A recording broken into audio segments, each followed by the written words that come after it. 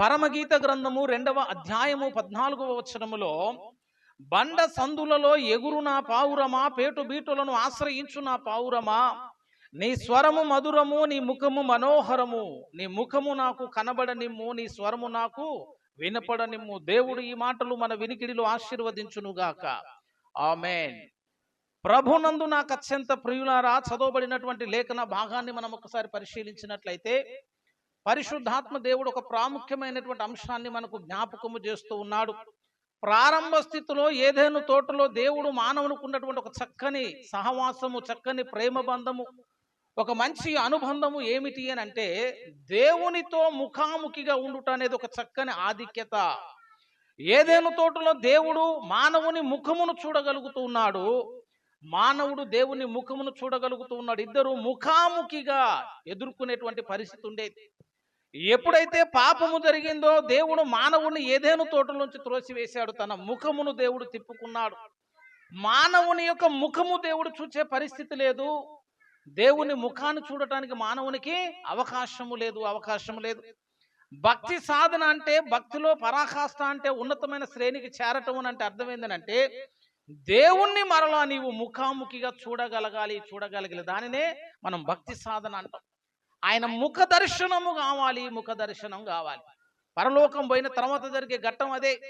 ప్రకటన గ్రంథము 22వ అధ్యాయము మీరు ఒకసారి గమనించినట్లయితే, ప్రకటన గ్రంథము 22వ అధ్యాయము 4వ వచనం, ఆయన దాసులు ఆయనను సేవించుచు ఆయన ముఖ దర్శనము చేయుచుందురు, ఆయన నామము వారి నొసల యందండు ఉండును. ఆయన దాసులు ఆయనను సేవించుచు ఆయన ముఖ దర్శనము చేయుదురు.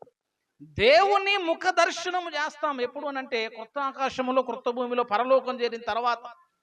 22వ అధ్యాయం అది దేవుని రాజ్యములో ఉన్నటువంటి ప్రస్తావన. ఆ దేవుని రాజ్యములోనికి వెళ్ళిన తరువాత వీళ్ళు చేసేటువంటి కార్యం ఏంటంటే, దేవుని ముఖ దర్శనము చెయ్యొద్దు.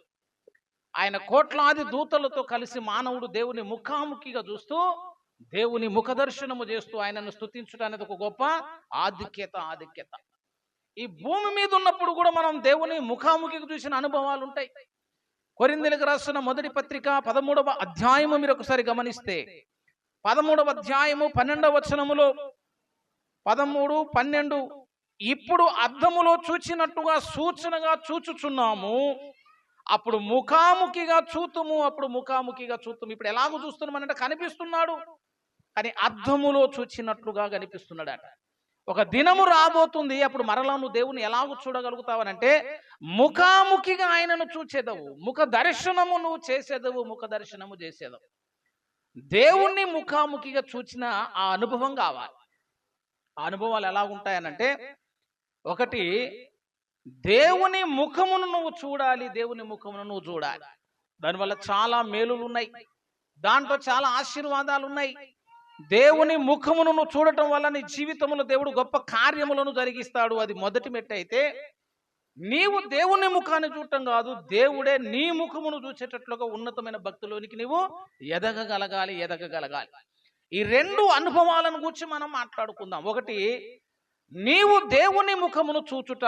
నీవు దేవుని ముఖాన్ని చూస్తే జరిగే ఒక గొప్ప ఆశీర్వాదం ఏంటో తెలుసా? నీ యథార్థమైన స్థితి తెలుస్తుందని చెప్తున్నా.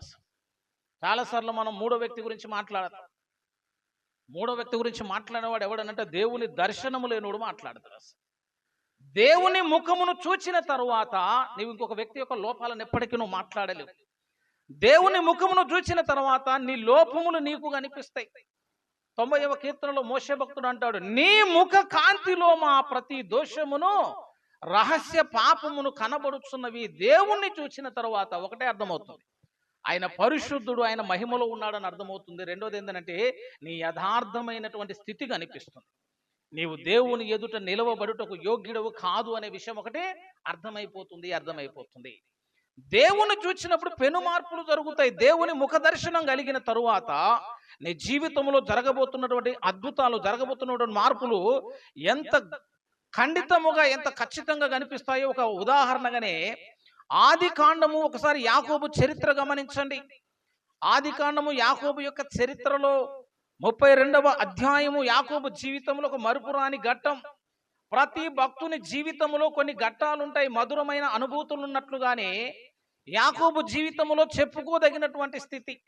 దావీదు భక్తుని యొక్క జీవితంలో ఒక అద్భుతాన్ని చెప్పమంటే గొలియాతును చంపిన సందర్భం చెప్పొచ్చు. సంసోను జీవితంలో చెప్పమంటే సింహమును చీల్చింది చెప్పొచ్చు. అలాగూ యాకోబు జీవితంలో ఒక మంచి ఘట్టం ఏదైనా ఉంది అంటే అది యబ్బోకు అనుభవము. యబ్బోకు వరకు యాకోబు వచ్చాడు, బాగానే ఉంది. దేవునితో పోరాడనంత వరకు ఆ స్థలం పేరేందంటే యబ్బోకే. గాని యాకోబు ఎప్పుడైతే ఆ స్థలములోనికి వచ్చాడో, దేవునితో పోరాడాడో, కన్నీరు గార్చాడో, పాదాలను బట్టి బతిమిలాడాడో, యాకోబు ఆ స్థలానికి ఒక కొత్త పేరు పెట్టడం మనకు కనిపిస్తుంది. 32వ అధ్యాయము, ఆది కాండము 32వ అధ్యాయము 30వ వచనాన్ని ఒకసారి గమనించండి. 30, యాకోబు నేను ముఖాముఖిగా దేవుని చూచి తిని, ఆయనను నా ప్రాణము దక్కినదని ఆ స్థలమునకు పెనుయేలు అను పేరు పెట్టెను. పెనుయేలు అని పేరు పెట్టిన. పెనుయేలు అంటే అర్థం ఏంటో తెలుసా? హెబ్రీ భాషలో ముఖము అని అంటే అర్థం ఏంటంటే పనీం, PANIM. పనీం అని అంటే ముఖము అని అర్థం అన్నమాట. నేను దేవుని ముఖమును ముఖాముఖిగా చూచి తిని గనుక ఈ స్థలమునకు ఏ పేరు పెడుతున్నా ఇప్పుడు? పెనుయేలు. ఇది దేవుని ముఖమును నేను చూచిన స్థలము అని పేరు పెట్టాడట. అప్పటి వరకు ఆ స్థలం పేరు ఏంటంటే యబ్బోకు అనేటువంటి పేరు దానికి ఉంది. కానీ యాకోబు పోరాడిన తరువాత, యాకోబు దేవుని సన్నిధిలో గడిపిన తరువాత, రాత్రంతా గడిచిన తరువాత, ఆయన తిరిగి దేవుని ముఖమును చూచిన తరువాత స్థలానికి ఏ పేరు పెట్టాడనంటే పెనుయేలు అని పేరు పెట్టాడు. ఏం జరిగిందో తెలుసా? పెనుయేలులో ఏం జరిగిందంటే ఒక అద్భుతమైన మార్పు జరిగిందని చెప్తున్నా. మునుపున్న యాకోబు ఇప్పుడు లేడు. బాప్తిస్మం తర్వాత పాతవన్నీ గతించిపోయినట్లుగా, క్రీస్తు యేసునందున్నవాడు నూతన సృష్టి, పాతవి గతించును, ఇదిగో సమస్తము కొత్తమాయను అన్నట్లుగా యాకోబు జీవితం 2 భాగాలుగా విడదీయబడిందని చెప్తున్నా.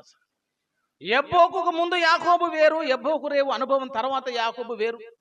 పెనుయేలుకి ముందు ఉన్న యాకోబు వేరు, పెనుయేలు తర్వాత ఉన్న యాకోబు వేరు. పేరు మార్చబడ్డది, ప్రవర్తన మార్చబడ్డది. అసలు సమూలమైనటువంటి మార్పులు యాకోబు జీవితంలో మనకు కనిపిస్తున్నాయి. ఎలాగొచ్చింది ఇంత గొప్ప మార్పు అంటే దేవుని ముఖమును యాకోబు ఏం చేశాడట? ఇప్పుడు చూచాడు. దేవుని ముఖమును ఎప్పుడైతే యాకోబు చూచాడో యాకోబు ప్రవర్తన మారిపోయిందని చెప్తున్నా. దేవుని ముఖాముఖిగా చూసిన తర్వాత యాకోబు స్వభావం మారిపోయింది. కొద్దిమంది అయితే అస్సలు మారరు. ఏట్లో గులకరాలు అంటారు వాళ్ళని. ఏట్లో గులకరాలంటే ఎప్పటి నుంచో ఉంటాయి. ఏట్లోనే ఉంటాయి, కానీ ఒక చుక్క నీరు కూడా లోపలికి రావద్దు. కొద్దిమంది అంతే ఉంటాం. పుట్టు క్రైస్తవులను మళ్ళీ పేరు పెడతారు కొంతమంది, బైబర్త్ క్రిస్టియన్స్ అంటే క్రైస్తవ కుటుంబంలో పుట్టి ఒక 30-40 సంవత్సరాల అనుభవాలు ఉండి కూడా పరలోక ప్రార్థన చేయమంటే మాత్రం మాకు రాదయ్య గారు అని చెప్తారు. అసలు ఏం ఉపయోగం? కొత్తగా రక్షణ పొందిన అందుడు రక్షణ పొంది బైబిల్ చదివి సేవకు వచ్చి ఆత్మలను సంపాదిస్తుంటే ఈ పుట్టు క్రైస్తవుడు కూర్చొని వింటా ఉంటాడు. ఇక ఎందుకంటే లోపలికి రావట్లే వాక్యం, మార్పు కనిపించట్లేదు. దేవునికి హృదయం ఇచ్చిన ఆ మార్పు కావాలి. నీలో స్పష్టమైనటువంటి మార్పు కనిపించాలి, పాతవి గతించాలి. యాకోబులో ఆ ప్రవర్తన వచ్చేసింది అని చెప్తున్నా. ఎందుకు వచ్చిందో తెలుసా? అతడు దేవుని ముఖాముఖిగా చూశాడు. కాబట్టి దేవుని ముఖమును చూసావా, జరిగే మేలేందనంటే నీ లోపములు నువ్వు చూడగలుగుతావు అని చెప్తున్నా. 90వ కీర్తన ఒకసారి చూడండి. ఆయన ముఖ కాంతి ఎప్పుడైతే నీ పైన ప్రకాశిస్తుందో వెంటనే నీ లోపములు కనిపిస్తాయి, నీ పాపములు కనిపిస్తాయి. 90వ అధ్యాయము 8వ వచనం, మా దోషములను నీవు నీ ఎదుట ఉంచుకొని ఉన్నావు, నీ ముఖ కాంతిలో మా రహస్య పాపములు కనబడుచున్నవి. దేవుని ముఖమును చూస్తే నీ లోపాలు కనిపిస్తున్నాయి. మరి ఇప్పటిదాకా మనం 3వ వ్యక్తి గురించి మాట్లాడుతున్నామంటే అర్థం ఏంటో తెలుసా? మనకు ఆయన దర్శనం కావట్లేదని అర్థం అన్నమాట. చెప్తున్నది మంచి అలవాటు కాదు అని చెప్తున్నా. థర్డ్ పర్సన్ గురించి డిస్కషన్ అయితే ఎందుకునంటే నీవు దేవుని చూస్తే నీ యథార్థ స్థితి నీకు కనబడుతుంది. ఇంకా చక్కని ఉదాహరణ యెషయాను చూడండి ఒకసారి. యెషయా గ్రంథము 1వ అధ్యాయము ప్రారంభము నుంచే యెషయా ఇశ్రాయేలీయుల మీద ఆరోపణ చేస్తున్నట్లుగా మనకు కనిపిస్తుంది. యెషయా గ్రంథము 1వ అధ్యాయము 1వ వచనం నుంచి చూడండి ఒకసారి. 2వ వచనం చూడండి. యెహోవా మాటలాడుచున్నాడు, ఆకాశమా ఆలకించుము, భూమి చెవియొగ్గుము. నేను పిల్లలను పెంచి గొప్ప వారినిగా చేసి తిని వారు నా మీద తిరుగుబడి ఉన్నారు. ఎద్దు తన కామాందు నెరుగును, గాడిద సొంతమని దొడ్డి తెలుసుకొను. ఇశ్రాయేలుకు తెలివి లేదు, నా జనులు యోచింపరు. ఇక 4 నుంచి చూడండి మాటలు ఎట్లున్నాయి, మన వాడుక భాషలాగున్నాయి. పాపిష్టి జనమా, దోషభరితమైన ప్రజలారా, దుష్ట సంతానమా, చెరుపు చెయ్యి పిల్లలారా, మీకు శ్రమ. అక్కడి నుంచి తిట్టడం మొదలుపెట్టింది. ప్రవక్త అయిన యెషయా మాట్లాడుతున్నాడు. మొదటి అధ్యాయం మొదలుకొని 5 అధ్యాయాలు తిడుతున్నాడు అని చెప్తున్నారు. ఇశ్రాయేలీయుల యొక్క లోపాలు చెప్తున్నాడు, వాళ్ళ యొక్క పాపాలు చెప్తున్నాడు, వాళ్ళ యొక్క స్థితిగతులు చెప్తున్నాడు. అసలు ఎంత ఘోరంగా ఉన్నదంటే వాళ్ళ పరిస్థితి. దేవుని పైన తిరుగుబాటు చేశారు. నడినెత్తి మొదలుకొని అరికాల వరకు స్వస్థత కొంచెమైనా లేదు, ఆ పుండ్లు పిండబడం లేదు, మర్జన చేయబడలేదని వాళ్ళ స్థితి గురించి, వాళ్ళ లోపాల గురించి, వాళ్ళ వైఫల్యాల గురించి, దేవుడికి వారికి మధ్యలో ఉన్నటువంటి పాపపు అగాధముల గురించి మొత్తం మాట్లాడాడు. 5 అధ్యాయాలు మాట్లాడింది. చూడండి ఒకసారి 6వ అధ్యాయంలోనికి వచ్చిన తర్వాత 6:1 చదవండి ఒకసారి. 6వ అధ్యాయము 1వ వచనం. రాజైన ఉజ్జియా మృతి నొందిన సంవత్సరమున అత్యున్నత సింహాసనమునందు ప్రభువు ఆసీనుడై ఉండుట నేను చూచి తిని. ఎవరు చూశాడట? ఇప్పుడు అత్యున్నత సింహాసనం పైన ఆసీనుడైన దేవుణ్ణి చూచాడు. అంతే. అప్పటిదాకా ఇశ్రాయేలు మంచోళ్ళు కాదని చెప్పాడు, ఇశ్రాయేలీలలో ఉన్న లోపాలు చెప్పాడు. ఎప్పుడైతే 6:1 దేవుణ్ణి చూచాడో ఆయన అంటున్నటువంటి మాట ఏంటో తెలుసా? 5వ వచనం చదవండి అమ్మా. నేను అపవిత్రమైన పెదవులు గలవాడను, అపవిత్రమైన పెదవులు గల జనుల మధ్య నివసించువాడను, నేను నశించి తిని, రాజును సైన్యములకు అధిపతికు యెహోవాను నేను కన్నులారా చూచి తిని అనుకొంటిని. 5 అధ్యాయాలు మాట్లాడిన వాడు 6వ అధ్యాయంలో మాట్లాడట్లేదు. ఎందుకు మాట్లాడట్లేదు అంటే, అత్యున్నత సింహాసనం పైన యెహోవా ఆసీనుడై ఉండుట నేను చూచితిని. ఎప్పుడైతే ఈయన సింహాసనం మీద ఉన్న దేవుణ్ణి చూచాడో అప్పుడు ఇశ్రాయేలీల లోపాలు కాదు, ఎవరి లోపాలు కనిపిస్తున్నాయట? యెషయా యొక్క లోపాలు కనిపిస్తున్నాయి. నా పెదవులు అపవిత్రమైనవి, అపవిత్రమైన జనుల మధ్య నేను నివసించుచున్నాను, నాకు శ్రమ. ఎందుకు వచ్చింది ఈ మార్పు అని అడుగుతున్నారు. ఇప్పటిదాకా వాళ్ళని తిట్టినోడివి ఇప్పుడు నేనే అనుకుంటున్నాడట. నేను మంచోని కాదని అనగలుగుతున్నాడు. ఎందుకు అంటున్నాడంటే దేవుని ముఖమును చూచిన అనుభవం అంటే అది. అసలు ఉండొద్దు, అది ఆ అనుభవం ఉండొద్దు. మనం పొద్దున్న ఇంకోటి గురించి మాట్లాడినాం అనుకో, నీకే దర్శనం ఉన్నట్టు తెలుసా? మనకి ఏ దర్శనం అంటే సైతాను ముఖం చూసే అలవాటు ఉన్నట్టు మనకు లెక్క. దేవుని ముఖమును చూసిన వాడేమో ఇంకొకటి గురించి మాట్లాడాడు, ఆయన యథార్థమైన స్థితి చూసుకుంటాడు. ఇక సాధారణ ముఖం చూసినాడు ఎప్పుడేందంటే ఈ పక్కనోడు లోపాలు చూపడం. ఇక ఏం అక్కడికి వస్తుందా అంటే, తీర్పు ఏమన్నా నువ్వు తీర్చేది ఉందా? తీర్పు నువ్వు తీర్చేది కాదు, నేను తీర్చేది కాదు, దేవుడు తీర్చేది.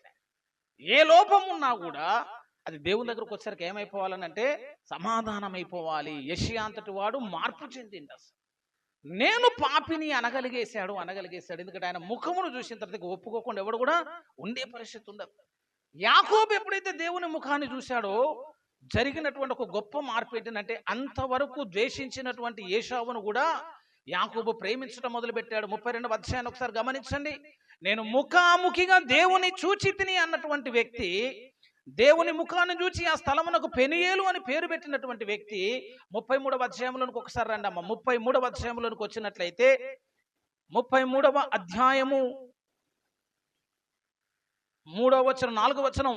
అప్పుడు ఏశావు అతన్ని ఎదుర్కొన పరిగెత్తి అతన్ని కౌగిలించుకొని అతని మెడ మీద పడి ముద్దు పెట్టుకును. వారిద్దరూ కన్నీరు విడిచిరి. చక్కని మాట, కన్నీరు విడిచిరి. 7వ వచనం. లేయాయు ఆమె పిల్లలు దగ్గరికి వచ్చి సాగిలపడిరి. ఆ తర్వాత యోసేపును రాహేలును దగ్గరికి వచ్చి సాగిలపడిరి. 8 అయిపోయింది, 9 అయిపోయింది. ఇప్పుడు 9 చూడండి. అప్పుడు ఏశావు, సహోదరుడా, నాకు కావలసినంత ఉన్నది, నీది నీవే ఉంచుకొనమని చెప్పాను. అప్పుడు యాకోబు, అట్లు కాదు, నీ కటాక్షము నా మీద ఉన్న ఎడల చిత్తగించి నా చేత ఈ కానుక పుచ్చుకొనము. దేవుని ముఖము చూచినట్లు నీ ముఖమును చూచితిని, నీ కటాక్షము నా మీదికి వచ్చినది కదా. ఏమని పిలిచిండో తెలుసానని? ప్రభువా అని పిలిచి 7 సార్లు సాష్టాంగపడ్డాడట. అంటే అర్థమేంటో తెలుసా? పరిపూర్ణమైనటువంటి విధేయత అని అర్థం. 7 మార్లు వంగి ఏశావుకు నమస్కారం చేసి అదే ఏశావుని అంటాడు ప్రభువా అని పిలవగలిగాడు. సహోదరుని ప్రభువా అని పిలవగలిగినట్టు ఏశావు ఆశ్చర్యపోతాడు. అసలు ఆయన మాట్లాడే మాటగా పక్కన కూడా ఆశ్చర్యపోతాడు. యాకోబులో ఇంత మార్పు ఎట్లొచ్చిందనంటే, నేను దేవుని ముఖమును చూచినట్లుగా నీ ముఖమును చూచితిని. ఆ అనుభవం కావాలి. ఏం చెప్తున్నారు? దేవుని ముఖాన్ని చూచిన అనుభవం కావాలి. యెషయా దేవుని ముఖాన్ని చూశాడు. భక్తుడైనటువంటి యాకోబు దేవుని ముఖాన్ని చూశాడు. కాబట్టి ఇప్పుడు భక్తులు చేసేటువంటి ప్రార్థన ఏంటో తెలుసా? నీ ముఖ ప్రకాశము నా మీద ప్రకాశించాలి. కీర్తనల గ్రంథం ఒకసారి గమనిస్తే, కీర్తనల గ్రంథము 31వ కీర్తన ఒకసారి మీరు గమనించినట్లయితే 31వ కీర్తనలో భక్తులు చేస్తున్నటువంటి ఒక ప్రార్థన ఉంది. దేవుని ముఖ ప్రకాశము మన మీద ప్రకాశింపబడాలి. 16వ వచనం చూడండి అమ్మా. నీ సేవకుని మీద నీ ముఖ కాంతి ప్రకాశింపచేయుము, నీ కృపచేత నన్ను రక్షింపుము, రక్షించుము. ఆయన ముఖమును చూస్తే నువ్వు యథార్థమైనటువంటి స్థితి కనిపిస్తుంది, నీ లోపాలు కనిపిస్తాయి. కనిపించగానే ఏం చేయాలి తెలుసా? మన పాపములను, మన లోపాలను దేవుని దగ్గర ఒప్పుకొని దేవునితో సమాధాన పడాలి. ఆయన ముఖ కాంతిలో మన ప్రతి దోషము కనిపించినప్పుడు వాటిని ఒప్పుకొని, వాటిని కడిగి వేసుకొని వాటిలోంచి మనం బయటకు వచ్చా. ఎప్పుడైతే నువ్వు ఆయన ముఖ కాంతి నీ పైకి ప్రసరింపజేయబడుతుందో అప్పుడు నీకు విజయము దొరుకుతుంది. 44వ కీర్తన ఒకసారి గమనించండి. కీర్తనల గ్రంథము 44వ కీర్తన 3వ వచనం చూడండి ఒకసారి. 3వ వచనం, వారు తమ ఖడ్గము చేత దేశమును స్వాధీనపరుచుకొనలేదు, వారి బాహువు వారికి జయమీయలేదు. నీవు వారిని కటాక్షించితివి గనుక నీ దక్షిణ హస్తమే, నీ బాహువే, నీ ముఖ కాంతియే వారికి విజయమును కలగజేసెను. విజయం ఎట్లా వస్తుందట? నీ ముఖ దర్శనము వలన విజయం వస్తుంది. అద్భుతమైనటువంటి పాటలు మనం పాడే పాటలన్నీ మనకు నచ్చే పాటలు పాడుకుంటాం. మంచి మంచి పాటలు చాలా ఉంటాయి కానీ వాటి అటువంటి వదిలిపెడతాం. గ్లోరియస్ మినిస్ట్రీ పాస్టర్ సురేషయ్య గారు తెలుసా? సురేషయ్య గారు చనిపోయారు పాపం, క్రీస్తు శేషు. వారు ఒక చక్కని పాట రాశారు, ముఖ దర్శనము చేయుమ. విన్నారు ఎప్పుడైనా పాట? ఆ పాటలో అద్భుతంగా రాశారు.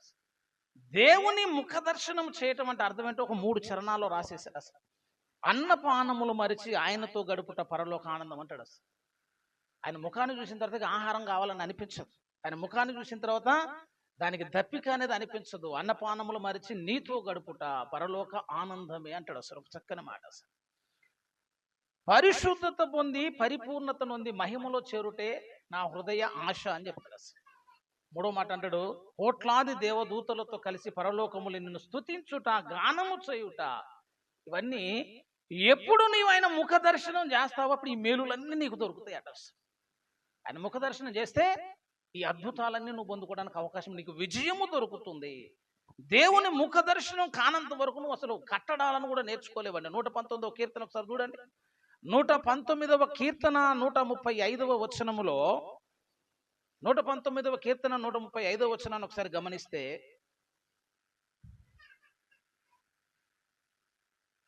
నీ సేవకుని మీద నీ ముఖ కాంతి ప్రకాశింప చేయుము, నీ కట్టడలు నాకు బోధించుము. ఎప్పుడు దేవుని ప్రకాశము నీ పైన ప్రకాశించబడుతుందో అప్పుడు నీకేం చేస్తాడంటే దేవుడు నీకు ఆయన కట్టడలను బోధించడానికి దేవుడు కృప చూపిస్తాడు. ఎప్పుడైనా ఆశ కలిగిందంటే దేవుడు ముఖాన్ని చూడాలని ఆశ ఉందా? మనకట్ట ఉండవు. ఇట్లాంటి కోరికలు మనకు రావు. నీ ముఖమును చూడాలని ఆశపడినటువంటి వ్యక్తి భక్తుడైనటువంటి మోషే అని చెప్తున్నారు.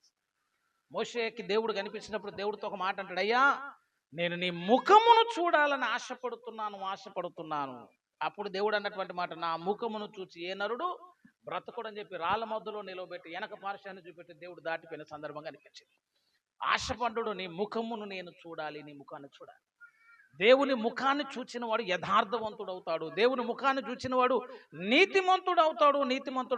ఒకసారి కీర్తనల గ్రంథం 11వ అధ్యాయాన్ని గమనిస్తే, కీర్తనల గ్రంథము 11వ అధ్యాయములో 7వ వచనం చూడండి. 11:7,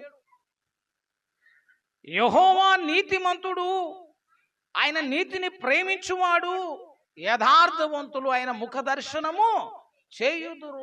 ఎవరికి దొరుకుతుందట దేవుని ముఖ దర్శనం చేసే ఆధిక్యత? అంటే యథార్థవంతులకు. అంటే అర్థం ఏంటో తెలుసా? యథార్థంగా ఉంటే దేవుని నువ్వు చూడగలుగుతావు. దేవుని చూచిన వాడు మరలా యథార్థవంతుడిగా మార్చబడతాడు. అప్పటి వరకు నువ్వు యథార్థవంతుడు కాకపోవచ్చు, కానీ దేవుని ముఖం కనిపించగానే నీ పాపాలన్నీ దేవుని దగ్గర ఒప్పుకొని సమాధాన పడితే నువ్వు యథార్థవంతుడు అవుతావు. నీతిని ప్రేమించేవాడు నీతిమంతుడు గనుక ఆయన నీకు ముఖ దర్శనం చేస్తాడు. దేవునికి ఎప్పుడు నీ ముఖం కనబడకుండా ఉండడానికి ఒక ప్రాముఖ్యమైన కారణం ఏంటో తెలుసా? ఎవరికి కనిపించదు అని అంటే యెషయా గ్రంథం 59వ అధ్యాయాన్ని ఒకసారి గమనించండి. 59వ అధ్యాయము 1వ వచనం చాలా సుపరిచితమైనటువంటి లేఖన భాగం అది. 59వ అధ్యాయములో 2వ వచనం చూడండి అమ్మ. మీ పాపములు ఆయన ముఖమును మీకు మరుగుపరిచెను గనుక ఆయన ఆలకింపకున్నాడు. దేవుడు ముఖం కనిపించట్లేదంట. ఎంత చక్కగా ఉంది చూడు. రక్షింప నేరక యుండునట్లు యెహోవా హస్తము కొరచ కాలేదు, విననేరక యుండునట్లు ఆయన చెవులు మందము కాలేదు. మీ దోషములు మీకును మీ దేవునికి మధ్యలో అడ్డుగా వచ్చుతున్నాయి. మీ పాపములు ఆయన ముఖమును మీకేం చేస్తున్నాయట? మరుగుపరుస్తున్నాయి. పాపి ఎప్పుడు దేవుని చూడలేడు. యేసుప్రభు కొండ మీద చెప్పిన ప్రసంగంలో హృదయ శుద్ధి గల వారు ధన్యులు, వారు దేవుణ్ణి చూచేద్దాం. పాపపు బతుకు ఎవడైతే బతుకుతున్నాడో వాడు ఎప్పటికీ దేవుని చూసే అవకాశం ఉండదు. హృదయంలో కుతంత్రాలు ఎప్పుడు ఉన్నాయో వాడికి ఎప్పటికీ దేవుని దర్శనం కలిగే అవకాశం ఉండదు. ముఖ దర్శనం ఎవరికి కలుగుతుంది? నీతిమంతునికి. రెండోది ఏంటంటే ఎవడైతే దేవుని ముఖాన్ని చూస్తాడో వాడు తర్వాత నీతిమంతుడిగా మార్చబడతాడు. ముఖ దర్శనం కావాలి. ఇప్పటిదాకా నేను చెప్పింది ఏంటంటే మనము దేవుని ముఖాన్ని చూస్తే నీకు విజయం వస్తుంది. నీవు దేవుని ముఖాన్ని చూస్తే నువ్వు యథార్థవంతుడు అవుతావు. నువ్వు దేవుని ముఖాన్ని చూస్తే నువ్వు నీతిమంతుడు అవుతావు. నువ్వు దేవుని ముఖాన్ని చూస్తే నీకు విజయం అవుతుంది. దేవుడి దగ్గర నుంచి నువ్వు నేర్చుకోవడానికి అవకాశం ఉంటాయి. పరిశుద్ధపరచబడతావు, పరిపూర్ణుడు అవుతావు. ఎన్ని అంశాలు, ఎన్ని ధన్యతలు దేవుని ముఖాన్ని చూసినప్పుడు దేవుడు నీకు ఇచ్చేటువంటి ఆశీర్వాదాలు. ఇప్పటిదాకా ఇది చెప్పిన కదా, ఇప్పుడు ఇంకొక మాట చెప్తాను. దేవుని ముఖాన్ని చూస్తే ఈ మేలు నువ్వు పొందుతావు కదా. ఇప్పుడు ఏం చేయాలనంటే దేవుడే నీ ముఖమును చూసేటట్లు భక్తి చేయాలి. ఇప్పుడు పరమగీత గ్రంథంలోకి ఒకసారి వచ్చినట్లయితే మూలవాక్యంలోకి ఒకసారి రండి. పరమగీత గ్రంథము 2వ అధ్యాయంలోనికి వస్తే నీ ముఖమును దేవుడు చూడాలని ఆశపడుతున్నాడు. పరమగీత గ్రంథము 2వ అధ్యాయములో దేవాతి దేవుని యొక్క ఆశ చూడండి. దేవుడు ఆశతో కోరుకుంటున్నటువంటి మాట చూడండి. 2వ అధ్యాయము 14. బండ సందులలో ఎగురు నా పావురమా, పేటు బీటులను ఆశ్రయించు నా పావురమా, నీ స్వరము మధురము, నీ ముఖము మనోహరము, నీ ముఖము నాకు కనబడనిమ్ము, నీ స్వరము నాకు వినబడనిమ్ము. ఇది దేవుని స్వరం అని చెప్తున్నాడు. దేవుడే అంటున్నాడు, సంఘ కన్యకను ఉద్దేశించి అంటున్నాడు, నీ ముఖము నాకు కనబడనిమ్ము. అప్పటిదాకేమో నల్లని దానినని చిన్న చూపులు చూడకన్నాడు. పాపములు పుట్టింది, దేవునికి దూరస్తుడు, దేవుడి నుంచి వెళ్ళగొట్టబడ్డది. దేవుడు ఆదాము స్వరమును వినటానికి ఇష్టపడలేదు, ఆదాము ముఖాన్ని చూడటానికి ఇష్టపడలేదు. ఆదాము నాకు నుంచి దేవుడు వెళ్ళగొట్టాడు. తర్వాత పరమగీతంలోకి వచ్చినాక దేవుడు అంటున్నాడు, నీ ముఖము నాకు కనబడనిమ్ము, నీ స్వరము నాకు వినబడనిమ్ము. ఎందుకంటే ఇప్పుడు నీ ముఖము మనోహరమైపోయింది. ఎప్పుడు వస్తుంది తెలుసా అనుభవం? బండ సందులోనికి నువ్వు రాగలిగిన అనుభవంలోకి వస్తే. బండ సందులోకి రావడం అంటే అర్థం ఏంటో, కొండ పేట బీటులో నివసించడం అంటే ఏంటో తెలుసా? దేవుని పని పాడైపోతున్నప్పుడు, దేశము పాడైపోతున్నప్పుడు, బాగు చేయడానికి దేవుడు వెతుకుతున్నప్పుడు, ఒక్కడు కూడా కనిపించినప్పుడు దేవుడు వేదనతో పలికేటువంటి మాట ఏంటో తెలుసా? యెహెజ్కేలు గ్రంథము 22వ అధ్యాయము 30వ వచనం చూడండి. The book of Ezekiel 22nd chapter and 30 word 22:30. నేను దేశమును పాడు చేయకుండునట్లు ప్రాకారములను దిట్టపరచుటకును బద్దలైన సందులలో నిలుచుటకు తగిన వాడు ఎవడని నేను ఎంత విచారించినను ఒకడైనను కనబడలేదు. వీళ్ళెవరో తెలుసా? విజ్ఞాపనకర్తలు, ప్రార్థనా పరులు, దేవుని సన్నిధిలో గడిపేటువంటి వారు. బండ సందుల్లోనికి రావడం అంటే దేవుని ఆశ్రయించడం, దేవుడి మీద ఆధారపడటం, దేవుడు సమాధానం ఇచ్చేంత వరకు మోకాళ్ళ మీద గడపటం, అంతే. అసలు ఎవరి ముఖాన్ని దేవుడు చూడటానికి ఇష్టపడతాడనంటే ఆ బండ సందుల్లోనికి వచ్చిన అనుభవం కావాలి, పేటు బీటులో నివసించే అనుభవం కావాలి. వారి ముఖాలు మార్చబడుతున్నాయి, వారి స్వరాలు మార్చబడుతున్నాయి. దేవుడు అంటున్నాడు, నీ ముఖము నాకు కనబడనిమ్ము. నువ్వు మాట్లాడిప్పుడు నేను నీ స్వరాన్ని వింటా, నీ స్వరమును నాకు వినపడనిమ్ము. ప్రార్థనా గదిలో భక్తుడి ముఖమును దేవుడు చూడటానికి ఇష్టపడతాడు. ప్రార్థన గదిలో నీ స్వరమును వినటానికి దేవుడు ఇష్టపడతాడు. కానీ చేతమా? మనం అయితే ప్రార్థన గురించి విస్తారంగా మాట్లాడతాం కానీ ప్రార్థన చేయము. ఇదేం విచిత్రమో నాకు అర్థం కాదు. అసలు ప్రార్థన చేయని వాడు అసలు క్రైస్తవుడే కాదండి. మీరు ఏమనుకున్నా బాధలేదు. హెచ్కే ఫ్రాన్సిస్ గారు ఒక చక్కని పుస్తకం రాశాడు, ప్రార్థనయే జీవము అని రాశాడు. అసలు ప్రార్థన లేకపోతే అసలు క్రైస్తవుడికి జీవము లేనట్టే, వాడు చచ్చినట్టే. పాపములో ఉంటే చనిపోయినట్టే. ఎఫెసీ పత్రిక చెప్తుంది, మీరు పాపముల చేతను అపరాధముల చేతను మీరు చచ్చిన వారై ఉండగా అన్నాడు. పాపం చేసేవాడు దేవుని దృష్టికి చచ్చినట్టు, ప్రార్థన చెయ్యని వాడు కూడా దేవుని దృష్టికి మృతుడే. జీవం ఎక్కడది నీకు అంటున్నా. సార్ భక్తుడైన సమూయేలు అంటాడు, క్రైస్తవుడు చేసే ఒక గొప్ప పాపం పేరు చెప్పమంటే మనం ఏం చెప్పాలి తెలుసా? ప్రార్థన చేయకపోవటమే. మొదటి సమూయేలు గ్రంథము 12వ అధ్యాయం 23-24 వచనాలు భక్తుడైన సమూయేలు అంటాడు, ప్రవక్త అయిన సమూయేలు అంటాడు, నా మట్టుకైతే నేను మీ నిమిత్తము ప్రార్థన చేయుట మానుట వలన దేవుని దృష్టికి గొప్ప పాపినవుదును అంటాడు. సమూయేలు దృష్టికి పాపం అంటే అర్థమైందంటే నేను ప్రార్థన చేయకపోవటమే పాపము అని చెప్పగలిగింది. చాలా విలువైనది ప్రార్థన అని చెప్తాను. ఎప్పుడైతే నువ్వు ప్రార్థనా గదిలో మోకరించబడతావు, అప్పుడు దేవునికి ఉండేటువంటి ఆశ ఏంటంటే నీ ముఖమును చూడాలని దేవుడికి ఆశ కలుగుద్దట. ఆ ప్రార్థనలో తడిసిన ముఖము, ప్రార్థనలో మూలుగుతున్న ముఖము, ప్రార్థనలో నీ స్వరము, ప్రార్థనలో నీ ముఖం చాలా మనోహరం అయిపోతుంది. నీ ముఖము నాకు చూడాలని ఆశపడుతున్నా, నీ స్వరాన్ని వినాలని నేను ఆశపడుతున్నా. ఎందుకనంటే నువ్వు కొండ పేటుల్లోకి వచ్చినావు కాబట్టి, బండ సందులోకి వచ్చినావు కాబట్టి, నా మీద ఆధారపడుతున్నావు కాబట్టి, నన్ను ఆశ్రయించావు కాబట్టి. ఉండొద్దా అనుభవం? ప్రార్థన గురించి విస్తారంగా మాట్లాడతాం కానీ ప్రార్థన చెయ్యం చెప్తున్నా. ప్రార్థన అనుభవం లేకపోతే నువ్వు ఎప్పటికీ జీవితం జీవించలేవని చెప్తున్నా. వందల ప్రసంగాలు చేయొచ్చండి, ప్రసంగం చేసిన పెద్ద గొప్ప పని ఏం కాదు. 4 పాయింట్లు రాసుకుని అయితే గంట సేపు కూర్చుని ఎవడైనా చెప్తున్నా. ప్రసంగం చేయమంటే చేసేటోళ్ళు చాలా మంది ఉన్నారు, కానీ అట్టనే ఒకసారి ప్రార్థన కూడిక పెట్టుకుని 1 గంట తరబడి ప్రార్థన చేద్దంటే ఒక్కడు రాడిగస్. ఉపవాసం ఉందంటే ఆ 4 కూడా రాడిగస్. ఎంతసేపు కూర్చొని వినడానికి మనం అలవాటు పడతాం కానీ ప్రార్థన చేయడానికి ఇష్టపడం. నీ ముఖమును చూడాలని దేవునికి ఒక వాంఛ కలిగేటువంటి ఒక ఉన్నతమైనటువంటి స్థితి ఎక్కడ అంటే ప్రార్థనా గదిలో. ప్రార్థన గది ఆ ప్రార్థన అనుభవం లేనప్పుడు నువ్వు విశ్వాసిగా నువ్వు జీవితాన్ని జీవించలేవు, సేవకునిగా జీవితాన్ని జీవించలేవు, నీ కుటుంబంలో ఒక పదవిలో నువ్వు జీవితాన్ని జీవించలేవు. ఎక్కడ కూడా నీకేం దొరకదంటే జయము దొరకదు అని చెప్తున్నా సార్. దేవుని కృపను బట్టి వాక్యం నేర్చుకోవడానికంటే ముందు నేను ప్రార్థన నేర్చుకున్నా సార్. చక్కని ప్రార్థన జీవితం, కనీసం రోజుకో 2 గంటలు ప్రార్థన చెప్తే మేము బయటకు కూడా రావచ్చు. నాతో ఉన్న వాళ్ళకి తెలుస్తుంది. పొద్దున్న 4ంటికి మా సంఘంలో ప్రార్థన స్టార్ట్ అవుతుంది, 6 దాకా జరుగుతుంది. నేను ఎక్కడున్నా ఏం చేసినా ఎప్పుడున్నా పొద్దున 4 లేవాలా, ప్రార్థనలో కూర్చోవాలా. సంఘం అంతటి కోసం ఆ రోజంతా భారంతో ప్రార్థన చేసి 2 గంటల ప్రార్థనలో గడిపిన తర్వాతనే మళ్ళీ బయటకు వచ్చి మన పని చేసుకోవాలి. ఎవడన్నా కొడతాడండి ఇప్పుడు ప్రార్థన ఒకరోజు మానేస్తే? అడిగేటోడే ఊరు లేరు. కానీ భయం ఒకటి ఉందని చెప్తున్నాను, ఎందుకంటే నా పేరు కూడా సమయలేగా. వాళ్ళ నిమిత్తం ప్రార్థన చేపితే వాళ్ళు తీసుకున్నట్టు వాళ్ళు ఇచ్చిన డబ్బులు, వాళ్ళు ఇచ్చినటువంటి డబ్బులకి మనం లెక్క చెప్పొద్దు, వాళ్ళు మన కూడా కష్టపడదానికి లెక్క చెప్పొద్దు. వాళ్ళు క్షేమంగా ఉండాలని దేవుడు నన్ను సేవకు పిలిచి నా సంఘంలో వాళ్ళని ఒక విశ్వాసులాగా పెట్టినప్పుడు వాళ్ళ కొరకు కన్నీరు గార్చకుండా, వాళ్ళ కొరకు ప్రార్థన చేయకుండా ఆ దినము గడిపావనంటే ఒక గొప్ప నేరము చేసినటువంటి స్థితిలో నీ జీవితం ఉందని గుర్తుపట్టాలి. భక్తుల యొక్క విజయరహస్యం ఎవరిదైనా చూడాలి. బిల్లిగ్రహం గారి విజయరహస్యం ఏంటంటే 3 మాటలు చెప్తాడు అంతే. ఏంటయ్యా అంటే మొదటిది ప్రార్థన అన్నాడు, రెండోది ప్రార్థన, మూడోది ప్రార్థన అన్నాడు. ఒకటే ప్రార్థనే నా విజయ రహస్యం అంటాడు అంతే. ఏ భక్తుని చరిత్ర చదువుకున్నా ప్రార్థనే ఉంటుంది, ప్రార్థనే ఉంటుంది. చాలా చిన్న వయసు రాబర్ట్ ముర్రే గారు అని చెప్పేసి ఒక మంచి దైవజనుడు. అదే విచిత్రమో మంచి సాక్ష్యం కలిగిన వాళ్ళు తొందరగా పోతారు. రాబర్ట్ మెక్షేన్ గారు తొందరగానే చనిపోయాడు, డేవిడ్ బ్రైనర్ గారు తొందరగానే చనిపోయారు, రాబర్ట్ ముర్రే గారు తొందరగానే చనిపోయారు. వీళ్ళందరూ భయంకరమైనటువంటి ప్రార్థన పరులు. 30 సంవత్సరాలు దాట్లే. శామ్యుయల్ మోరిస్ గారు మంచి ప్రార్థన పరుడు, 20-25 సంవత్సరాలకే చనిపోయాడు. రాబర్ట్ ముర్రే గారు 29 సంవత్సరాలు బ్రతికాడు, గొప్ప పరిచర్య చేశాడు, అద్భుతాలు జరిగాయి. ఆయన పరిచర్యలు విస్తారమైనటువంటి ఆత్మల సంఘములో చేర్చబడ్డాయి. అంత గొప్ప పరిచర్య జరిగింది. 29వ ఏట ప్రభువునందు నిద్రించాడు. ఆయన చనిపోయిన తర్వాత కొన్ని సంవత్సరాలకు అదే స్థలములోనికి సేవ చేయడానికి ఒక యవ్వన సేవకుడు వచ్చాడు. ఐజాక్ అనేటువంటి ఒక మంచి సేవకుని పంపించారు.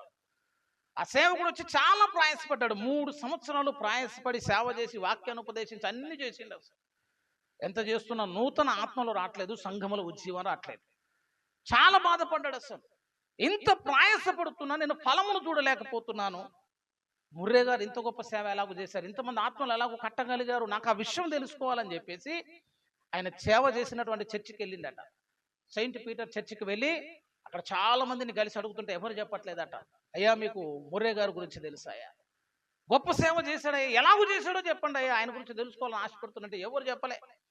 అక్కడ ఉన్నటువంటి ఒక వాచ్మెన్ కలిసిందట, చాలా ముసలు ఆయన. ఆ వాచ్మెన్ కలిస్తే ఆ వాచ్మెన్ కూడా అడిగిందట, అయ్యా నీకు ముర్రే గారి గురించి తెలుసా అని అడిగితే నాకు తెలుసు అని చెప్పిండట. ఆయన పరిచయం ఎలాగో చేశాడో తెలుసంటే ఆయన గురించి నాకు మొత్తం తెలుసా అన్నాడట. కొంచెం నాకు బోధించండి అయ్యా, నేర్పండి అయ్యా, నేను తెలుసుకోవాలని ఆశపడుతున్నాను, నాకు చెప్పండి, నేను కూడా ఆయన నాకు పరిచయం చేస్తానని అంటే అప్పుడు ఆయన ఒక స్థలానికి తీసుకుని వెళ్ళిందట. ఒక స్థలంలోనికి తీసుకుని వెళ్ళి ఆయన ఇక్కడే మోకరించేవాడని చెప్పిండట. ఈ స్థలంలోనైనా 2 చేతులు పైకెత్తేవాడని చెప్పాడట. వెంటనే ఈ ఐజాక్ అనేటువంటి సేవ కూడా అక్కడ మోకాలు వేసిండట. 2 చేతులు ఎత్తమన్నాడట, 2 చేతులు ఎత్తాడట. ఆయన గుండెలను బాదుకొని కన్నీరు గార్చేవాడని చెప్పిండట. ఇక ఏడు అన్నాడట, ఈయనకి ఏడుపు రావట్లేదట. వాచ్మెన్ అన్నాడు ఒక మాట, అనేక సార్లు ఆయన ప్రార్థన చేసి స్థలాన్ని విడిచిపోయిన తర్వాత ఈ స్థలం అంతా కన్నీటితో తడిచి ఉండటం నేను చూశానని చెప్పిండట. ఒకసారి కాదు, 2 సార్లు కాదండి, ప్రార్థన అంటే ఏదో మామూలుగా చేసి వెళ్ళిపోయినట్టు కాదట. సంఘము కోసం భారముతో గుండెలు బాదుకొని ఏడిస్తే ఆ స్థలం అంతా తడిచిపోయేది. కన్నీటితో తడిచిన ఆ స్థలాన్ని నేను చూశానయ్యా, చూశాను. అందుకు ఆయన సంఘంలో ఆత్మలు వచ్చినాయి. అట్లా నువ్వు ప్రార్థన చెయ్యి, అట్లా నువ్వు ప్రారంభం చెయ్యి, అట్లా దేవుని సన్నిధికి నువ్వు రా, దేవుడు నీ సంఘాన్ని కూడా నింపుతాడని చెప్పిండు ఆయన. అప్పుడు తెలుసుకున్నాడు అసలు ప్రార్థనలో ఉన్నటువంటి శక్తి ఎంతో తెలుసుకున్నాడు ఆయన. విచిత్రం అని చెప్తాను కానీ 100 చెప్పు, మళ్ళీ ప్రసంగం చేస్తామంటే మేము చేస్తామని వచ్చేటోళ్ళు ఉంటారు కానీ ప్రార్థన చేస్తామని వచ్చేటోడు ఉంటాడు. అసలు యేసు ప్రభు శిష్యులకు ఒక మాట నేర్పడానికి ఇష్టపడ్డాడు ఆయన. శిష్యులు వచ్చి అడిగిన ఒకే ఒక మంచి మాట ఏంటో తెలుసా సార్? శిష్యులే వచ్చి అడిగారు. ఏమడిగారంటే, అయ్యా మాకు బోధ చేయటం నేర్పమని అడగలే. ఏమని అడిగారంటే, యోహాను తన శిష్యులకు ప్రార్థన నేర్పినట్లు యేసయ్యా నీవు మాకు ప్రార్థన నేర్పమని అడిగారంటే. ఎందుకు నేర్పాల ప్రార్థన? అసలు వాళ్ళంతటా వాళ్ళు ప్రార్థన నేర్పమని అడగాల్సిన పరిస్థితి ఎందుకు వచ్చింది అంటే, యేసు చేస్తున్న ప్రతి అద్భుతం చూస్తున్నారు అంతే. పరిచర్య జరుగుతున్న అద్భుతాలు చూస్తున్నారు, ఆయన పరిచర్య విధానాన్ని చూస్తున్నారు.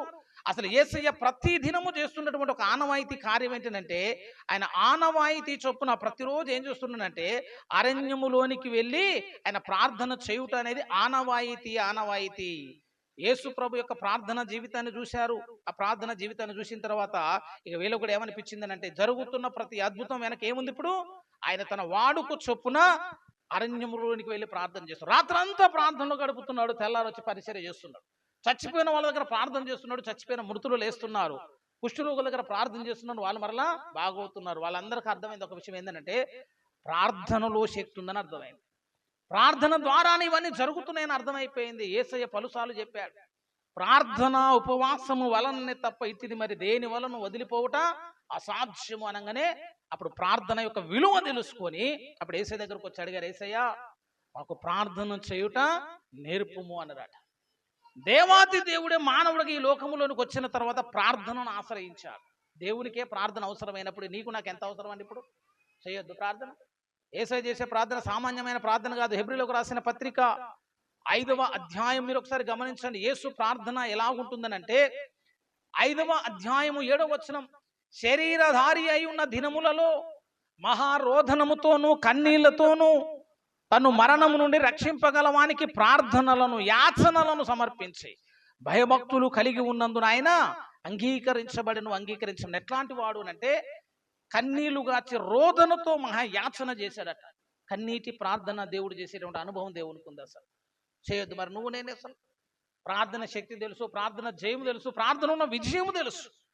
బైబిల్లో ఏ అద్భుతం జరిగిన ముందు ఒక ప్రార్థనగా అనిపిస్తుందండి. ఎర్ర సముద్రం పాయలైన యెహోషువ సూర్యచంద్రుని నిలిపివేసిన 5 రొట్టెలు 2 చేపలు 5,000 మందికి పంచి 12 గంపలు ఎత్తిన కూడా ముందు ఏం కనబడాలాడ? ప్రార్థన ఉంది. అంతే. లాజరు బయటికి రాన్నప్పుడు దేవుడు కృతజ్ఞతాస్తుతులు చెల్లించి లాజరును పిలిచాడు అంతే. Without prayer there is no miracle in the Bible అని చెప్తున్నాను. అసలు ప్రార్థన లేకుండా నీకు లేఖనాలు ఒక అద్భుతాన్ని కూడా నువ్వు చూడలేవు. అసలు జరిగిన ప్రతి అద్భుతం వెనక దేవుని అద్భుతమైన శక్తి ఉంది. ఆ శక్తి దిగిరావడానికి కారణము ప్రార్థన అని చెప్తున్నా. ఆ కొండ పేటుల్లోకి ఎవడైతే వస్తాడో, బండ సందుల్లోనికి ఎవడైతే వస్తాడో, దేవుని యొక్క ప్రాకారాలను నిలవబెట్టడానికి ఎవడైతే సిద్ధపడి మోకరించి దేవుని సన్నిధిలోనికి వస్తాడో వాని చూసి దేవుడు అంటాడు, నీ ముఖమును నాకు చూడాలనుంది అంటాడు. అంత మనం కొంతమంది ముఖాలు నీ ముఖం నాకు చూపించకంటాం కదా. నీకు నచ్చలేదు కాబట్టి ఏమంటావు, ఇంకెప్పుడు నీ ముఖము నాకు చూపించకంటాడు.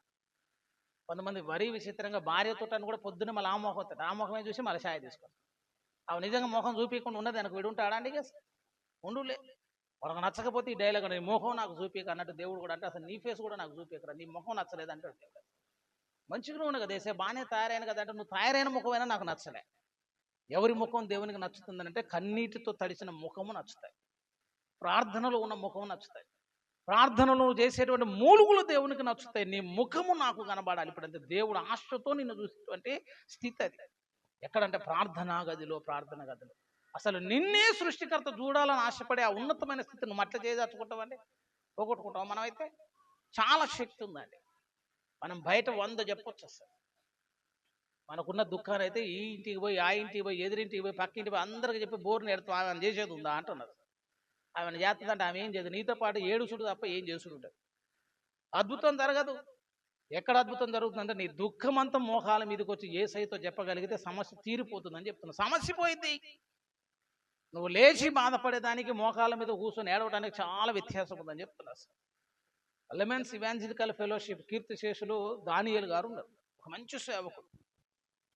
యవ్వన కాలంలోనే దేవుని చేత పట్టబడ్డాడు. కళాశాల విద్యను అభ్యసిస్తూ ఉన్నప్పుడే దేవుడు ఒక చక్కని స్థలాన్ని చూపించి నిత్యం ఆ స్థలంలో ప్రార్థన చేయమని దేవుడు ఆజ్ఞాపించాడట. కాలేజ్ అంతా అయిపోయిన సాయంత్రం ఆ స్థలానికి వెళ్ళి మంచిగా ప్రార్థన చేసుకునేవాడు. మంచి భక్తిపరుడు. అట్లా ఒకరోజు కళాశాల అయిపోయిన ఆ స్థలంలోకి వెళ్ళి ప్రార్థన చేసుకుంటాడట. ప్రార్థనలో లీనమైపోయేసరికి పొద్దుపోయింది. చాలా పొద్దుపోయి చీకటి అయిపోయింది. చీకటి అయిపోయిన కూడా అట్టనే ప్రార్థనలో మోకరించి ప్రార్థనలో దేవునితో పెనుగులాడుతుంటే దూరం నుంచి ఎక్కడి నుంచో ఊల శబ్దం వినిపిస్తుందట. ఊల అంటే తెలుసా? ఊల శబ్దం అంటే అర్థం ఏంటంటే నక్కల అరుపులను ఊల వేయటం అని అంటాం. కుక్క అరిసింది అనుకో మనం బార్కింగ్ అంటాం. పాము అరిసింది అనుకో దాన్ని బుస్సింగ్ అంటాం. సింహం అరిసింది అనుకో దాన్ని రోరింగ్ అంటాం, గర్జన అంటాం. అట్లా నేను నక్కల అరుపుని ఏమంటాం అంటే ఊల వేయటం అంటాం. ఈయన మోకరించి ప్రార్థన చేస్తున్నాడు. ఒక గొప్ప నక్కల సమూహం ఆయన దగ్గరకు వస్తున్న శబ్దం వినిపించింది అట. భయపడి దిగ్గున లేచి చూస్తే కొన్ని నక్కల గుంపు వచ్చిందట. ఆ గుంపు వచ్చి నేను చుట్టుముడతా అంటే భయపడి లేచి వాటిని గద్దిస్తున్నాడు. ఎంత గద్దించినా పోవట్లేదట. అవి దగ్గరికి వస్తుంటే భయం వేసి ఏసయ్యా నన్ను కాపాడమని పెద్ద కేకేసిందట. అప్పుడు దేవుడు అన్నాడట, ప్రార్థనలోంచి నిన్ను నెమ్మని ఎవరు చెప్పారని అన్నాడట. ఆ శబ్దాలు వినిపిస్తున్నాయి, దగ్గరకు వస్తున్నాయి. ప్రభా భయం వేసింది అంటే నా అనుమతి లేకుండా నువ్వు ఎందుకు లేచావు, మోకరించి ప్రార్థన చేయనగానే మళ్ళా మోకాలు వేసి ప్రార్థన చేస్తున్నాడ. వచ్చే ప్రార్థన చేస్తున్నాడు, ఆ శబ్దం అలాగే వినిపిస్తున్నాయి, దగ్గరకు వస్తున్నాయట. అప్పుడు దేవుడు అన్నమాట, ఇప్పుడు మోకాల మీద నుండి వాటిని గద్దించు అన్నాడట. అంతే, నా పేరిట వాటిని ఇప్పుడు గద్దించు అనగానే ఆయన జీవము గలన దేవుని నామంలో నక్కలారా నేను మిమ్మల్ని గద్దిస్తున్నాను అనగానే అక్కడి నుంచి అవన్నీ వెళ్ళిపోయాడు. మరి లేచి అన్నప్పుడు ఆ 4 మాటలే కదా అన్నది. అప్పుడు పోనగా ఇప్పుడు ఎందుకు పోయినాయి అని అడిగితే ప్రార్థనలో అంత శక్తి ఉందని చెప్తున్నా. నక్కల నుంచి కాపాడాడు దానియేలు గాని, సింహపు బోనులోంచి కాపాడిన దానియేలు కాపాడిన దేవుడు మరలా ఇక్కడ కూడా అద్భుతాన్ని చేస్తున్నాడు. ఎంతసేపు నువ్వు లేచి ఎవడితోట ముచ్చట్లు చెప్తున్నావు కానీ మోకరించి దేవుని దగ్గరకు వచ్చి నీ బాధ దేవునికి చెప్పకపోయి ఎట్లా తీరుతుంది అంటున్నా. ప్రభావం ఎక్కడి నుంచి వస్తుంది, శక్తి ఎక్కడి నుంచి బయలుపరచబడుతుంది. ఎంత మాత్రం నువ్వు అసలు అద్భుతాన్ని చూడలేవని చెప్తున్నా. అద్భుతాన్ని చూడాలని అంటే ప్రార్థన గదిలో నువ్వు రావాల్సింది. ఎంత చెప్పి నీకు ఒకటే ముచ్చట, ప్రార్థన చేయకపోతే నీ జీవితంలో నువ్వు ఏది కూడా సాధించలేవు. దేవుడు ఎంత శక్తిమంతుడు అంటే నాస్తికుల ద్వారా కూడా దేవుడు కార్యములను చేస్తాడు. ప్రార్థన చేయాలంటే, ప్రార్థన చేసేవాని యొక్క శక్తి సామర్థ్యాలు ఎంత ఉన్నతంగా ఉంటాయి. చాలాసార్లు మనం ప్రార్థన చేస్తే ఇంకొక ఆలోచన ఉంటుంది. మన ఆలోచన ఎట్టుంటుంది తెలుసా?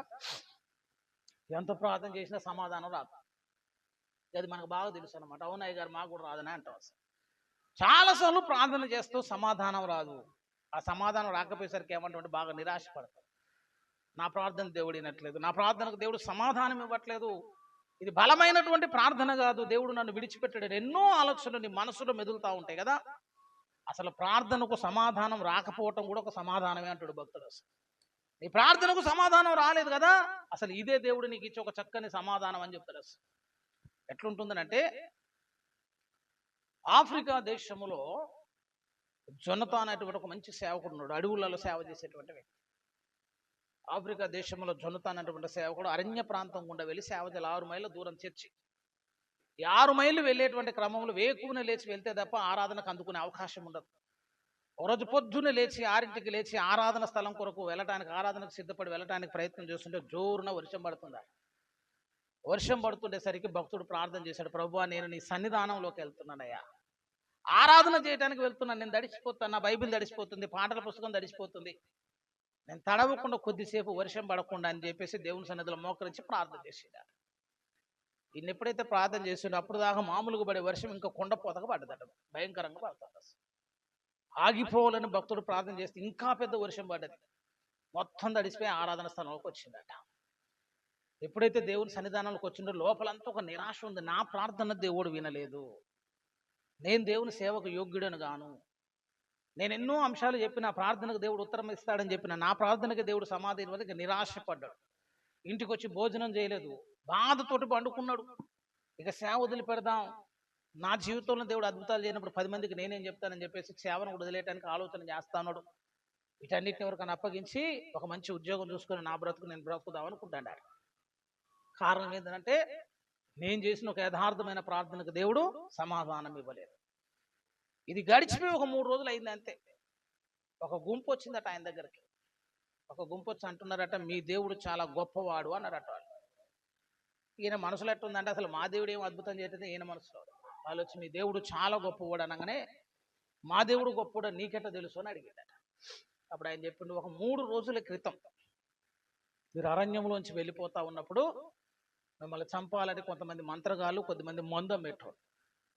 వాళ్ళిద్దరు కలిసి ఏం చేశారంటే కొన్ని డబ్బులు ఇచ్చి నేను చంపడానికి కొద్దిమంది పనులను పెట్టిందట.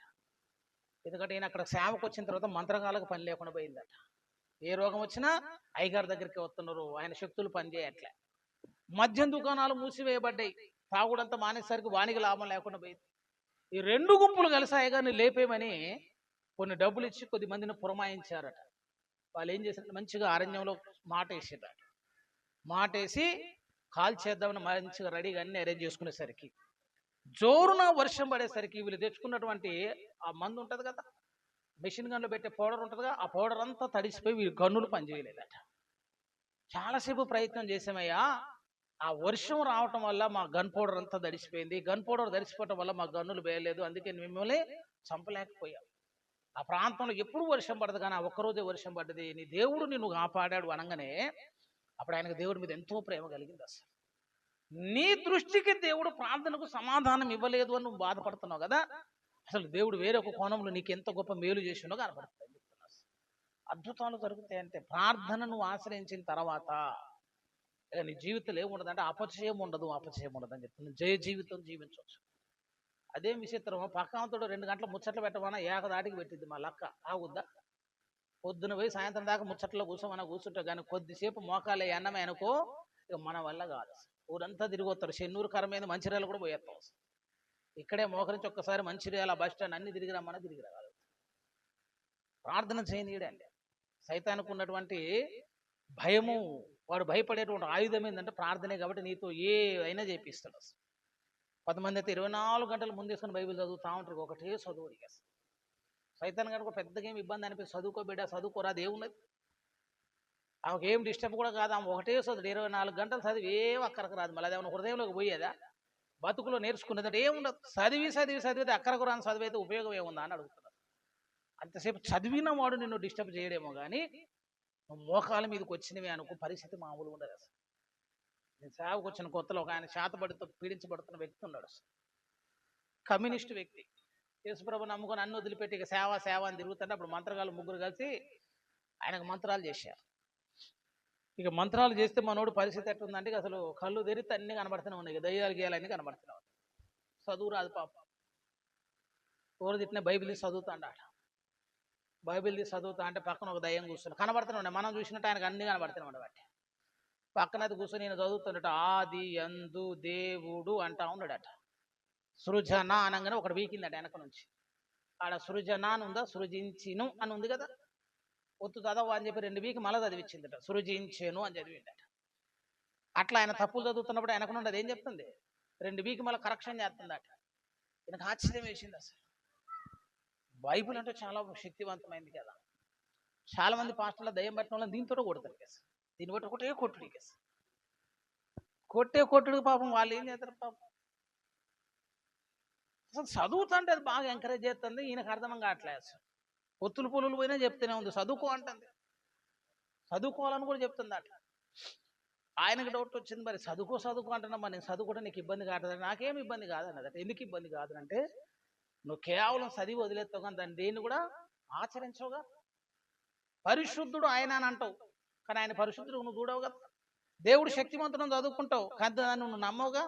ఇతరులను ప్రేమించాలని అందులో ఉంది, నువ్వు ఎప్పుడు ప్రేమించవు కదా. నువ్వు వాక్యమును ఆచరించవు కాబట్టి నువ్వు ఎంత ప్రార్థన చేసినా నాకు ఇబ్బంది అయితే కానీ వాక్యం చదివితే మాత్రం ఇబ్బంది కాదు. వాక్యము నీ బ్రతుకులు ఎప్పుడైతే నెరవేర్పులోనికి వస్తుందో అప్పుడు అది ఒక ఆయుధం అయిపోతుంది. వాక్యమును గైకొని దాని చొప్పును నువ్వు నడవటానికి ఇష్టపడ్డప్పుడు, నీ హృదయముల వాక్యము మంచి నేలను విత్తబడ్డప్పుడు సైతాన్ గానికి వణుకు పుట్టిద్దాట. ఇక లేదనుకున్నా 24 గంటల తెల్లార్లు చదువుకున్నా అక్కడికేం రాదు. మనం ఓన్లీ చదివి దాన్ని అట్లా మస్తిష్కంలో దాచుకునేటోళ్ళం కానీ ఆచరించేటోళ్ళం కాదు. అసలు అదే వ్యక్తి కనుక మోకాల మీదకి వచ్చింది అనుకో గజగజ వణికిపోయిందట. అసలు దయ్యాలు వణికేటువంటి సందర్భం అప్పుడే వస్తుందని చెప్తాను. ప్రార్థన ఒకటే అండి నీకు ఆశ్రయం. అంతే. దేవుణ్ణి మరణం నువ్వు చేరుకోవటానికి దేవుడిచ్చిన ఒక అద్భుతమైనటువంటి ఆయుధం పేరు ప్రార్థన. ఆ ప్రార్థన లేని వాడికి అసలు జయ జీవితమే లేదు. అసలు అర్థమైందా? అన్ని అద్భుతాలు ఉంటాయి. అసలు అసలు నీవు నేను చేసేది పెద్ద ముచ్చటే కాదు, నీకు నాకు ఉన్న అవసరత పెద్ద అవసరతలే కాదంటున్నా, పెద్దది ఏదైనా అడుగుతున్నావు అంటే చిన్న చిన్న వాటికి కూడా నువ్వు దేవుని మీద ఆధారపడకపోతే ఎట్లా, దేవుని విశ్వసించకపోతే ఎట్లా, దైవ సన్నిధిలో గడిపేటువంటి విశ్వాస జీవితం లేకపోతే ఎట్లా అని అడుగుతున్నా. అద్భుతంగా దేవుని సన్నిధికి రావాలా. పరిచర్య ప్రారంభించిన మొదలుకొని విశ్వాస జీవితాన్ని కట్టుకున్నది మొదలుకొని ముగింపు వరకు కూడా నువ్వు దేన్ని ఆశ్రయించాల్సిన పరిస్థితి అంటే ప్రార్థననే ఆశ్రయించు. నాస్తికుడు కూడా ఆశ్చర్యపోతాడండి కొన్నిసార్లు ప్రార్థన జరిగినప్పుడు. పాస్టర్ గారు, ఒక పాస్టర్ మేయర్ గారు అట్లాంటిక్ మహాసద్దుడు, చల్లని నీళ్లపైన ఒక ఓడ ప్రయాణమే పోతున్నాడు. ఆ ఓడలో చాలా మంది ప్రయాణికులు ఉన్నారు. అందులో పాస్టర్ మేయర్ అనేటువంటి ఒక మంచి దైవజనుడు ఉన్నాడు. ఆయన ఆ పడవ ప్రయాణం అవుతుంటే ఆ కెప్టెన్ నాయకుడు ఏం చెప్పాడంటే, అయ్యా ఈరోజు పునరుద్ధాన దినం కదా, 4 మాటలు చెప్పండి అన్నాడట. కొంచెం వాక్యం చెప్పండి అయ్యా, మేము నేర్చుకుంటామనంటే పాస్టర్ గారు సరే అండి నేను వాక్యాన్ని ఉపదేశిస్తానని చెప్పాడట. అదే ఆరాధన స్థలంలో ఒక నాస్తికుడు వచ్చిండట. ఎద్దేవా చేద్దాం ఇష్టంతో కాదు, ప్రార్థన అట ఆరాధన అట దేవుడికి ఏదో చేస్తాడట చూద్దామని వాడు కూడా బయలుదేరదామని ఆరాధన స్థలానికి బయలుదేరుతున్నాడు. వాడు బయలుదేరేటప్పుడు ఒక 2 నారింజ పండ్లు జేబులు వేసుకొని వచ్చిండట. 2 నారింజకాయలు వేసుకొని వస్తే ఆయన ఆరాధన స్థలంకి వెళ్ళేటప్పుడు ఒక మూలలో ఒక ముసలాం కూర్చున్నాడు. 2 చేతులు ఇట్లా దాపి, కళ్ళు మూసుకొని 2 చేతులు జాపిట్టు ఉన్నదట. చూసి నవ్వుకున్నాడు ఆయన. పిచ్చిదేదో చేసుకుంటుందని నవ్వి ఈ 2 నారింజ పళ్ళు ఆమె చేతులు పెట్టి చక్కగా ఆరాధన స్థలానికి వెళ్ళిపోయిందట. అక్కడికి వెళ్ళిపోయేసరికి పాస్టర్ మేయర్ గారు ప్రసంగం చేస్తా ఉన్నారు. ప్రార్థన ద్వారా దేవుడు అద్భుతాలను చేస్తాడన్న అంశం మీద అనేక ఉదాహరణలు చెప్తున్నాడు. ప్రార్థన చేయి, దేవుడు నీ జీవితంలో అద్భుతం చేస్తాడు, ఫలానా వాని జీవితంలో దేవుడు మేలులు చేశాడు, ప్రార్థన వల్ల అద్భుతాన్ని చూశారని అన్ని ఉదాహరణలు ఎత్తిపెట్టి మాట్లాడుతూ ప్రసంగాన్ని ముగించిండట. కొద్దిసేపు అయిపోయిన తర్వాత ఈ నాస్తికుని వచ్చి అడిగారట, అయ్యా ప్రసంగం అర్థమైందా అని. అప్పుడు ఆయన అంటే, నువ్వు చెప్పిన మాటలు ఒక్కటి కూడా నేను నమ్మనని చెప్పిండట.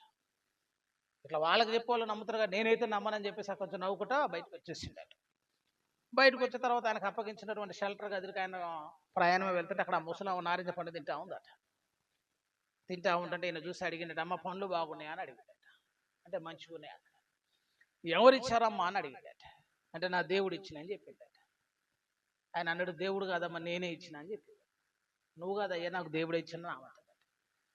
దేవుడు ఇచ్చిన నువ్వు ఎట్లా చెప్తున్నావు అని అంటే ఆమె ఒక మాట చెప్పింది. ఒక 5 రోజుల నుంచి నాకు ఒక వ్యాధి ఉంది, దేవుడు నారింజ పళ్ళని తినమని చెప్పిండయ్యా. కొనుక్కోవటానికి నా దగ్గర స్తోమత లేదు, కొని వెళ్ళాలన్నా నా దగ్గర డబ్బు లేవు, వెళ్ళే ఓపిక కూడా లేదు. 5 రోజుల నుంచి ఇక్కడ కూర్చొని దేవుడికి ప్రార్థన చేస్తుంటే ఏమని చేస్తుంటే, అయ్యా ఒక 2 నారింజ పళ్ళు పంపమని ప్రార్థన చేస్తాను. అట్టనే 2 చేతులు చాపి ప్రార్థన చేసుకుంటే అట్టనే నిద్రలోకి పోయినయ్యా. లేచేసరికి నా చేతిలో 2 నారింజ పళ్ళు ఉన్నాయని అడ్డు. వీడు అవాక్ అయిపోయింది. అసలు వీడు ఎవడు సాయం చేసిండు? నాస్తికుడు వచ్చి 2 చేతులు పెట్టేసరికి ఇదంతా నిజమేనా అంటాడు. ఇదంతా నిజమే బాబు. లేదమ్మా నేనే ఇచ్చినంటే నీ ద్వారా దేవుడు నాకు ఇచ్చాడు అని చెప్పిండాడు. వీడు పరేషానికి అసలు అద్భుతాలు చూస్తావు అని చెప్తాను. ఏమి ఉండదండి, ఒకటే మోకాల మీదకి వచ్చి ప్రార్థన చేసిన తప్ప ఏం చేయొద్దు. అసలు ప్రార్థన చేస్తేనే రక్షణ వస్తుంది, ప్రార్థన చేస్తేనే విజయం వస్తుంది, ప్రార్థన చేస్తేనే అద్భుతాలు చూడగలుగుతాం. నీ ముఖము దేవునికి అందంగా కనిపించేటువంటి స్థితి అది ఒక్కటే అని చెప్తున్నా. ఇన్నిసార్లు వాళ్ళకి అందంగా కనబడాలని ఆశపడ్డా, ఎప్పుడైనా దేవునికి అందంగా కనబడాలని ఆశపడ్డా, నీ ముఖం దేవునికి చూపించాలని ఆశపడ్డావు. మరి ఎక్కడికి రావాలంటే ప్రార్థనా గదిలోనికి రావాలి. ప్రతి మోకాలు యేసయ్య నామములో వంగాలి అని చెప్తున్నా. ఆయన నామమును నువ్వు స్తుతించాలి, ఆయన నామమును జపం చేయాలి. ప్రతి అవసరత గురించి వేకువనే లేచి ప్రార్థన గదిలోకి వెళ్ళాలండి. కుటుంబాలు ఎట్ట కట్టబడతాయండి? భర్తల క్షేమం కొరకు ప్రార్థన చేయాలి, బిడ్డల క్షేమం కొరకు ప్రార్థన చేయాలి, కుటుంబ క్షేమం కొరకు ప్రార్థన చేయాలి. అసలు కన్నపిల్లల కోసం కూడా ప్రార్థన చేయకుండా నువ్వు అంత బిజీగా ఏం తిరుగుతున్నావో నాకు అర్థమవుతలేదు. అసలు ఉంటుంది అటనే భక్తుల యొక్క సాక్ష్యాలు అంటే ఆశ్చర్యం కలుగుతుంది. డిఎల్ మూడీ గారు అంటారు, నా తల్లి లాంటి తల్లి ఈ లోకంలో అందరికీ ఉన్నట్లయితే ఈ లోకంలో చెరసాల అనేదే ఉండదు అన్నాడట. అట్లా పెంచిందట డిఎల్ మూడీ గారు. డిఎల్ మూడీ గారు చిన్నగా ఉన్నప్పుడే తండ్రిని కోల్పోయాడు. చాలా మంది పిల్లలు ఆమె ఆ ఇంట్లో ఈ ఇంట్లో పని చేసుకుంటూ చాలని జీతంతో బిడ్డలను చక్కగా భక్తులు పెంచింది. అసలు కష్టపడి పెంచింది, భక్తులు పెంచింది, ప్రతిరోజు సండే స్కూల్కి పంపించింది, విద్యాబుద్ధులు నేర్పించింది. ఆయన అమెరికా దేశంలో గొప్ప సువార్థికుడు అయిన తర్వాత ఆయన అడిగినట, ఇంత గొప్ప సేవ ఎట్లా చేస్తున్నామని అంటే నా తల్లి పెంపకం అని చెప్పిండట. ఆయన నా తల్లి రోజు చేసిన ఆ ప్రార్థన అని చెప్పిండట. జాన్ న్యూటన్ అనేటువంటి ఒక మంచి దైవసనుడు ఆయన అంటాడు ఒక మాట, గొప్ప సేవ చేసిన తర్వాత అయ్యా నీ సేవ రహస్యం ఏంటంటే వేకువనే లేచి నా తల్లి చేసేటువంటి ప్రార్థన అని చెప్పిండట. నేను ప్రతిరోజు 3ంటికే లేచేవాడిని. ఎలాగూ లేచేవాడిని అంటే ఆ రోజులు అలారాలు లేవు. నా తల్లి పొద్దున్న 3ంటికి లేచి ఆ బిడ్డల క్షేమం కొరకు ఆమె కన్నీరు గార్చి మూలుగుతూ ఏడుస్తూ ఉన్నప్పుడు ఆ మూలుగులు విని నేను లేచేవాడిని. నేను ఇంత పెరిగి పెద్ద అయిన తర్వాత నాకు స్నేహితుల పేర్లు కూడా గుర్తులేవు, కానీ నా తల్లి చేసిన ప్రార్థన నాకు ఇంకా గుర్తుందని చెప్పిండు. అది కాదు సాక్ష్యం అంటే. సెయింట్ అగస్టిన్ ఒక మాట అంటాడు, నా తల్లి చేసిన కన్నీటి ప్రార్థనలో నేను పరలోకానికి కొట్టుకొని వచ్చానని చెప్పాడు. తల్లి అంత పెనుగులాడింది ప్రార్థన. 18 సంవత్సరాల ప్రార్థన అండి. ఆ పిల్లోడు రక్షణలోనికి రావాలా, దేవునికి ఒక సాధనం కావాలని కన్నీరు కార్చి ప్రార్థన చేస్తే అప్పుడు ఆయన కార్చిన కన్నీటిలో నేను కొట్టుకొని వచ్చినని సాక్ష్యం ఇచ్చాను. కుటుంబం కొరకు ప్రార్థన చేసుకోరా అంటే, పిల్లల కొరకు ప్రార్థన చేయరా అంటున్నారు. కుటుంబాలు కట్టబడాలని చేయవా అంటున్నారు. ఆర్థిక ఇబ్బందులు చెరలో నుంచి రావాలని చేయద్దా. ఎంతసేపు ఒకరి మీద ఆధారపడటం కాదు. ప్రార్థన అనేది అందరికీ సమానంగా ఇవ్వబడ్డ ఒక ఆధిక్యత అని చెప్తున్నారు. చేస్తాడు, దైవజనుడు చేస్తాడు. ఎప్పుడు చేస్తాడని అంటే అది శక్తికి మించి వచ్చినప్పుడు చేస్తాడు. మన ప్రార్థన మనం చేసుకునే ఒక ఆధ్యాత్మిక ఉన్నతిలోనికి నువ్వు రావాలి. ఇక నాకు లాస్ట్కి ప్రార్థన చేయనప్పుడు కూడా సమాధానానికి సమయం లేదు అన్నడే అనుకో. ఇప్పుడు ఇప్పటిదాకా చెప్పింది ఏం చెప్పినా ప్రార్థన చేయాలని చెప్పి మనం టింగున లేచి ఒకటి చెప్పి ఒక సమాధానం, అయ్యగారు మాకు టైం లేదని అంటారు. ఈ టైం లేని వాళ్ళందరూ టైం ఎవరి దగ్గర ఉంటుంది అంటే ఏసఐ దగ్గర ఉంటుంది. ఏసఐ దగ్గర ఒక వాచ్ ఉంటుంది, దాని మీద నీ పేరు రాసి ఉంటుంది. ఈ టైం లేదని ఎవడైతే అన్నాడు వాడి టైంని ఒకసారి ఆపిండి అనుకో, వాడికి ఏముండదు. ఇప్పుడు ఇక టైం ఉండదు. ఇంత టైం లేదన్నాడు కదా, గట్టిగా జ్వరం వచ్చి హాస్పిటల్ పడితే అప్పుడు టైం దొరకదా? నేను ఫుల్ టైం దొరుకుద్ది. అప్పుడు నోట్లోంచి ప్రార్థన వచ్చింది. ఏసయ్య గుర్తొస్తాడు, అశోక్ గారు గుర్తొస్తారు, వాక్యం గుర్తొస్తుంది. బాగా ఇందాక మళ్ళీ ఈ ధ్యాస నుంచి బయటికి రావడం. సమయం ఉండదు అనే మాటే ఉండదు, సమయం చేసుకోవాలని చెప్తాను. కొద్దిగా నిద్ర తగ్గించుకోనైనా జయ జీవితం కావాలంటే నువ్వు కష్టపడడం కాదా, పొద్దంతా కష్టపడి ఏమి లేదని వస్తాం లాస్ట్ కదా. ప్రార్థనతోటి ప్రారంభించాలని చెప్తాను. ప్రార్థన చేసుకొని ఆ దినాన్ని దేవునితో గడిపి. అసలు భక్తులకి మనకు ఒక వ్యత్యాసం కనబడుతుంది. మార్టిన్ లూథర్ తెలుసు కదా, సంఘ సంస్కర్త మార్టిన్ లూథర్ గారు ఒక మాట అంటాడు, నాకు ఈరోజు ఎక్కువ పనులు ఉన్నాయి కాబట్టి నేను ఈరోజు ఎక్కువ సమయం దేవునితో గడపాలంటాడట. మనం ఏం చెప్తాం, ఈరోజు నాకు ఎక్కువ పనులు ఉన్నాయి కాబట్టి ఈరోజు నేను తక్కువ ప్రార్థన చేస్తాను మనం అంటాం. ఇంక నీకు విజయం ఎట్లొస్తుంది? ఆయన పొద్దున్న లేచి ప్రార్థన చేస్తాను. ఇంత పొద్దున్న లేచినవి ఎందుకు అడిగిరే అనుకో. ఆయన అంటాడు, ఈరోజు నాకు చాలా పని ఉందమ్మా. మరి చాలా పని ఉంటే ఏం చేస్తుంటే ఈరోజు చాలా ప్రార్థన చేయాలి, ఎక్కువ ప్రార్థన చేయాలి, ఎందుకంటే పనులు ఎక్కువ ఉన్నాయి కదా. ఎక్కువ ప్రార్థన చేయాలని చెప్పేసి వేకువన లేచి ఎక్కువ సమయం ప్రార్థన చేసి ఆ రోజు ఎక్కువ పనులు చేసి ఆ రోజు ఆ ఎక్కువ పనులు కూడా జయ జీవితాన్ని జీవించిందట. మనం ఏం చెప్తుంటే ఈరోజు బాగా వర్క్ ఉందన్న కాబట్టి ఈరోజు నేను ప్రేయర్కు రానట. పోగానే నీకైతే అందులో ఆశీర్వాదం అయితే ఉండదు, అందులో దీవెన అయితే ఉండదు. అసలు ఇంకా విచిత్రం ఒక ముచ్చట చెప్తా, లాస్ట్ ముచ్చట చెప్తుంది. అసలు ఏంటి లాస్ట్ ముచ్చట అంటే, కొంతమందికి ఎప్పుడు లేనట్టు ఆదివారమే పనులు దొరుకుతాయి. అసలు అదేదో మన కొరకే కూర్చున్నట్టుంటుంది ఆ పనులు. అసలు చార్లెస్ స్పర్జన్ కూడా ఒకసారి ఒక మాట అంటాడు. ఆయన చార్లెస్ స్పర్జన్ గారి దగ్గర ఒక ఆయన వచ్చి అంటాడంట, అయ్యా సోమవారం వచ్చి ఏమంటాడంటే, అయ్యా నేను ఆదివారం బాగా బిజినెస్ అయింది అయ్యా, ఇన్ని డబ్బులు వచ్చినాయి అని చెప్పి ఆ డబ్బులన్నీ అయ్యగారికి చూపెడితే అయ్యగారు అంటాడట, ఇన్ని డబ్బులు సంపాదించింది నువ్వు లాభం కాదు బిడ్డ, ఇన్ని డబ్బులకు నువ్వు ఏసైనా ఆదివారం అమ్ముకున్నావు అని చెప్పిండట. ఆదివారం వచ్చేది ఒక ఆశీర్వాదం కాదు. ఆదివారం నాడు ఇస్కారియోతు యూదాలాగా నువ్వు ఏసైనా ఏం చేసుకున్నావట, అమ్ముకున్నావు బిడ్డ, దాన్ని లాభం అనొద్దు, అది నువ్వు అమ్ముకున్నటువంటి ఇస్కారియోతు యూదా జీవితం అని చెప్పేసరికి కూడా అవాక్ అయిపోయాడట. ఉండొద్దు, సమయం లేదనుడు ఎక్కడ దాన్ని, అసలు గుడికి రావడానికి సమయం లేదన్నది ఎక్కడ. నేను అసలు ఇప్పుడు 1-2 సెచ్చులు నడిపితే కానీ నేను ప్రారంభంలో 4 సెచ్చులు నడిపించేది. పొద్దున 6ంటికి బయలుదేరితే నేను మళ్ళీ రాత్రి ఇంటికి వెళ్ళేసరికి 10 అయ్యేది. ఆదివారం నాడు గుడికి పోయిన రోజు ఇప్పటిదాకా లేనేలేదు. అసలు 2-3 ఆరాధన చేయని రోజులు కూడా లేదు. టైం లేదనేటువంటికి ఏమనాలా అంటున్నమాట. అంత ఇరగదీసి చేసే అంత ఏముందో మరి నాకు ఇప్పటికే అర్థమవుతలేదు. అసలు పండుకునే టైం కొద్దిగా తగ్గించుకునే టైం కాదు. ఎన్ని గంటలు పంటాం? పండమంటే బ్రహ్మాండంగా పంటాం, ఒక 10 నుంచి 8 గంటలు పంటాం. మరి 10 నుంచి 8 పండుకోకపోతే ఏమైద్దా అని అడుగుతాను. ఆరోగ్యవంతుడు 6 గంటలు పండుకుంటే సరిపోయింది. అసలు ఇంకా విచిత్రం ఒక మాట చెప్పండి, అసలు భక్తుడు అన్నోడు అసలు పండుకోడండి. భక్త సింగ్ గారు రాత్రంతా ప్రార్థన చేస్తారు, పిఎం సమీల్ గారు రాత్రంతా ప్రార్థన చేస్తారు, బైబిల్ మిషన్ వ్యవస్థాపకులు ముంగుమూరు దేవదాస్ గారు సూదికోణ మీదకి ఎక్కి రాత్రంతా ప్రార్థన చేసి పొద్దున వచ్చి మళ్ళీ పరిచయం చేస్తారు. అసలు నిద్రే లేదు వాళ్ళకి.